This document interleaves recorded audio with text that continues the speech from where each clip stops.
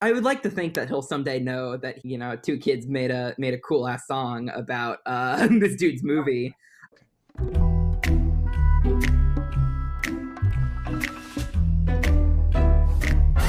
Hello and welcome. I am part of the MOCA Teens Entertainment Committee, and today we will be interviewing our lovely guests, which I'll let introduce themselves. I am Stephanie Castellanos. I am a first-year MOCA Teen student, and I am accompanied with Miss Rain. My name is Rain Torres. I'm also a first-year MOCA Teen student, and I'm super excited to hear from our band today. Jordan Left, bassist Psychoward. Hello, my name is Evan Whitford. I run a small-time punk band with my good friend Jordan Left. So we met actually in middle school from like a super small school with only 100 people. And we initially kind of started over a love of like film and everything. So yeah, he exposed me to just a lot of cinema and everything. And we even ran before we had a band, a film club together. And then we figured like, hey, we like all this music. Let's start a band. And Evan was like, hey, learn the bass, Jordan. And we're here now.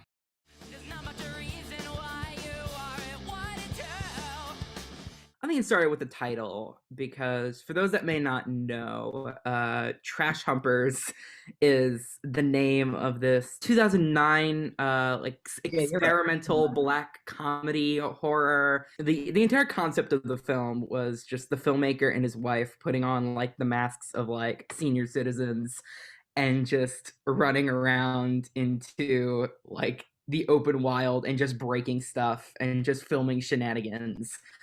And they kind of made this very strange 70-minute movie out of it. And I think the title just kind of struck me. It's like, that's a good song name. And then I wrote a bass line of like, this was what this song will be.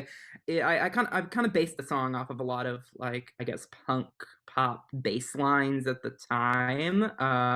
I'm very much like influenced by like a lot of bands like Green Day and Descendants and like the sort of like very poppy bass tone that like those bands had. I wanted to try to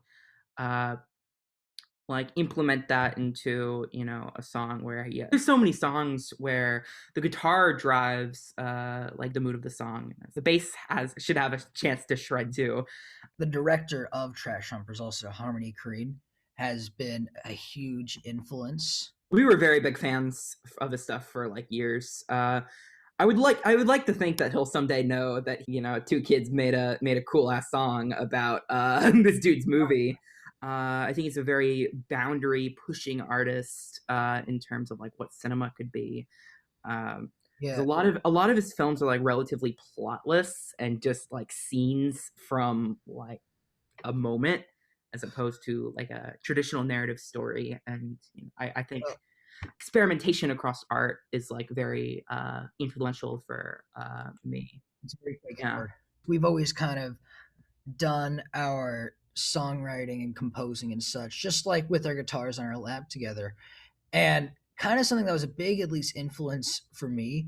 Evan always kind of jokes around. Evan definitely, his influences are a lot more newer. I'm kind of like an old like boomer, like I like Black Sabbath and everything. And and one of the things I've always loved, because also if I also had to say another person who inspired this, Tarantino, but I've always really loved surf rock. And you just do sort of a trill, but give it a bit more of a rhythm, like that's pretty much what Trash Humpers, the bass line, is based off of. And I love that because that's like so surf rock, but we really kind of play around with like the major scale and when I go.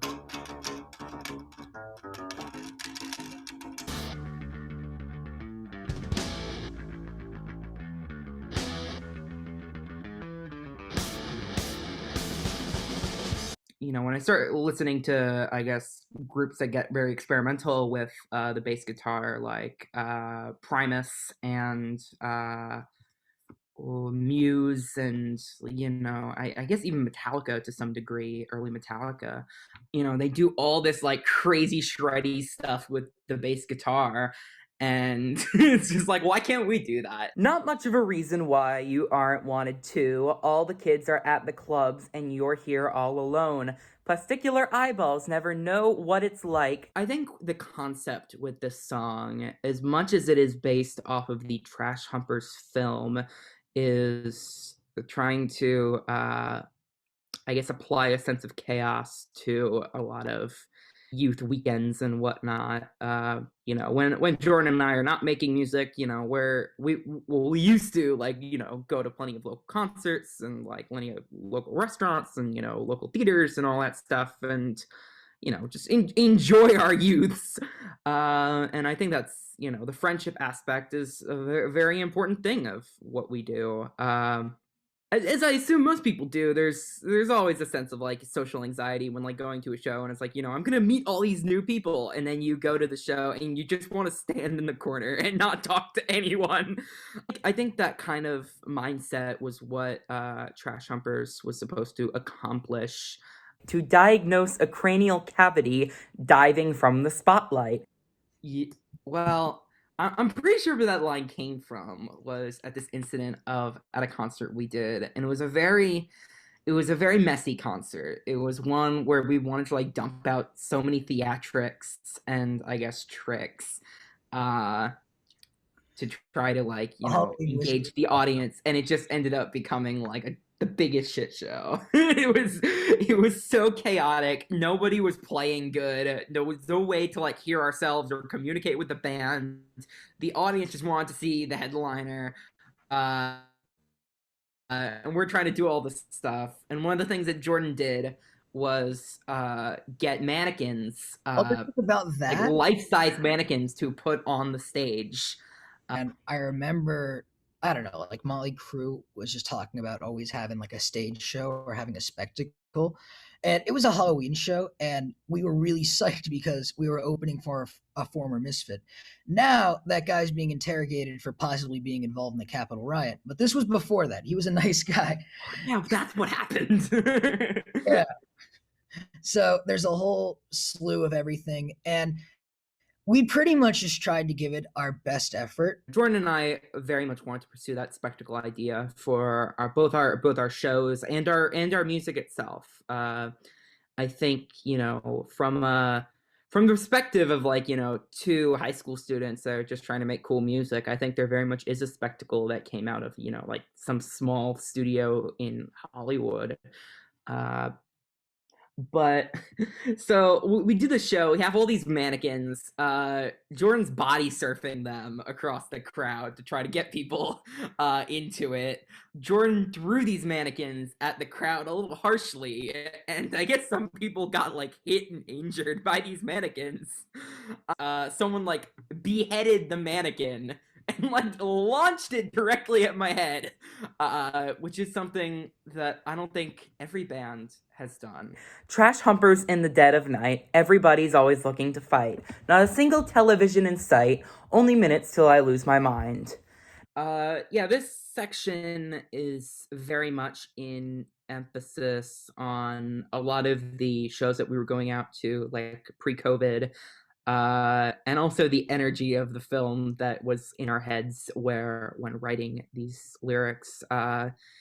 There's very much a sense of chaos and just do not, feeling like you're a part of it and you're just kind of observing, but you kind of want to join that chaos, but you're also like all the contradictory thoughts going through your mind when just being at a social show. I think the line "not a single television in sight" is in direct reference to the Trash Humpers of the film just destroying a lot of televisions in the movie that they just find abandoned in like old abandoned houses. So very much I think it's a lot more straightforward and just describing a sense of chaos in the chorus. Not much left to do here, I declare. Gonna sit back and count the girls in my electric rocking chair. Don't even think, just know you'll never have a chance. In fact, who invited you to our secret voodoo dance? Who invited you to my secret voodoo dance? Okay, so yeah, that's just about self-doubt in general. You know, you're at the show, you kind of give up, I think, just like having hopes that you're gonna make friends, like at all. The paranoia takes over in the song. Yeah. You know, it's I guess nihilistic in that section, but in a comically nihilistic sense. Who invited you to our secret voodoo dance is just a That I was think it's just a comical rewriting of just saying like, hey, you weren't invited to the party. Not that that is like, you know, actually happened to us. It was, you know, it's a show that you just pay a $2 ticket for. But it's meant to reflect the feeling of just not being wanted and being rejected from any social scene. But also, I feel like with the manic lyrics, I always kind of interpreted that as like this party that's like kind of very like innocent, which I don't know. I think maybe the surf rock bass guitar also makes me establish it as kind of like the show, like the nightly show.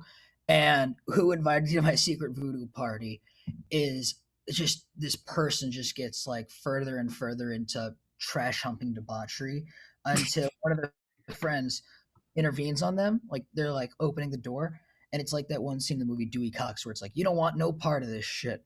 He's just like, who invited you to my secret voodoo dance? And that was the most fun part, besides playing the bass and having just a ball playing the bass. That was the second most fun part of recording.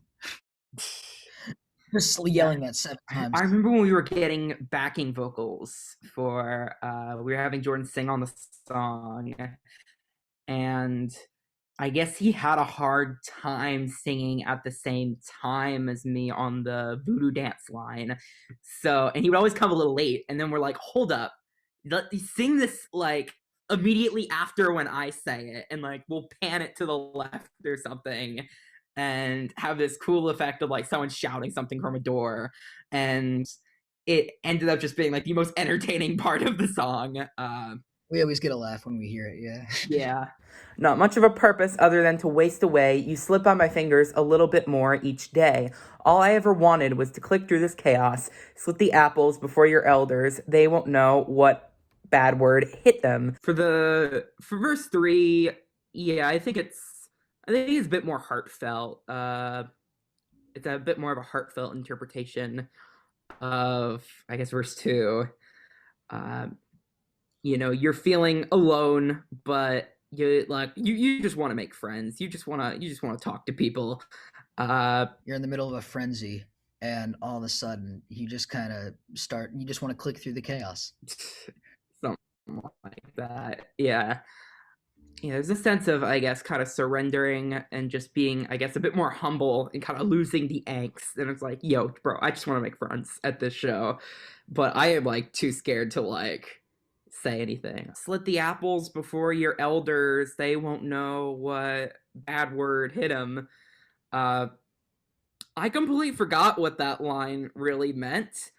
I'm pretty sure it was one of the lines I like wrote when I was subliminally tracking my subliminal thoughts while watching this film, and I think it kind of came across as a battle cry to some degree.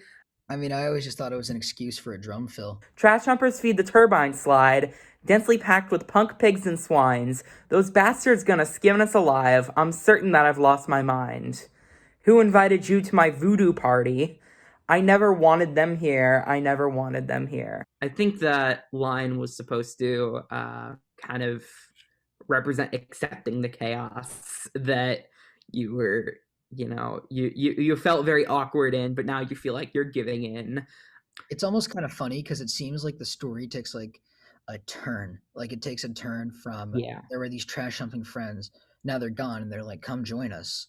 But you're making one last plea. And after the repeat of the chorus, that plea didn't go too well.